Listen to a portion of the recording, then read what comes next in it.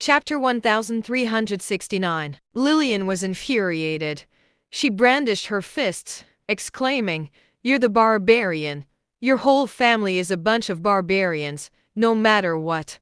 His Holiness would never fancy you." "Would he fancy you then?"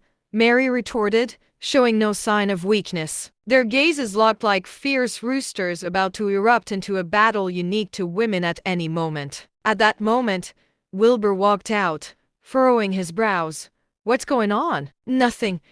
I just had a chat with Lillian," Mary replied, lowering her head meekly. Seeing Mary's demeanor, Lillian felt an itching hatred but merely stated, "Your Holiness, I've come to bring you some fruits." Lillian produced an apple and presented it to Wilbur. Wilbur chuckled, taking the apple. "All right.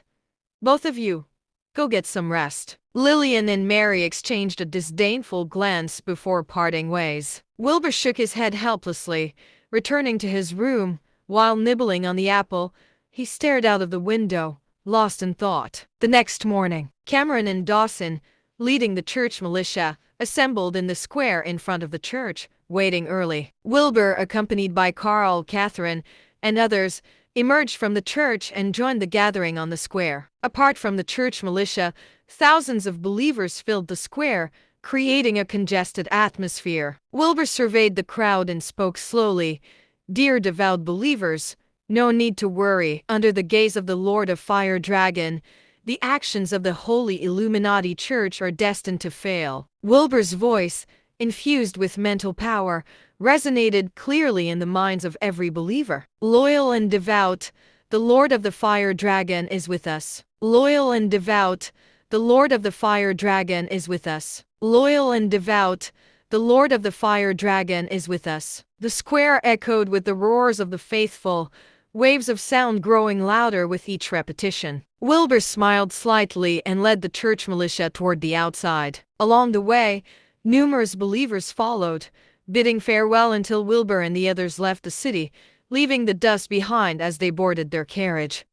Near the Ganby border, Michael, Moses, and Banks, the three titans of the tribunal, stood atop a hill. They were clad in full battle armor with crossed swords hanging from their waists. A faint aura of spiritual energy radiated from their armor. Particularly, the crossed sword at Michael's waist was exceptionally massive, a two-handed greatsword. The scabbard was adorned with countless divine inscriptions, exquisitely crafted, clearly not ordinary. By their side stood holy knights, also in red battle armor, with crossed swords hanging from their waists. Below the hill, 1,000 holy warriors stood in orderly formation. They too wore battle armor, with the aura of spiritual energy emanating from their armor, giving them an air of solemn sanctity. Michael looked at the formation of holy warriors and smiled, saying, "This is the foundation of the Holy Illuminati. Who can withstand this force? This time, not only are we purging the Church of the Fire Dragon Lord, but we also have greater ambitions in this land," Moses said. Banks also smiled.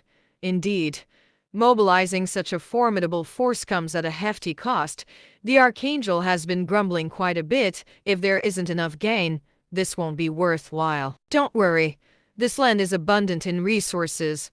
After clearing out the Church of the Fire Dragon Lord, we will sweep across this territory. The subsequent gains will undoubtedly satisfy everyone," Michael declared with great ambition.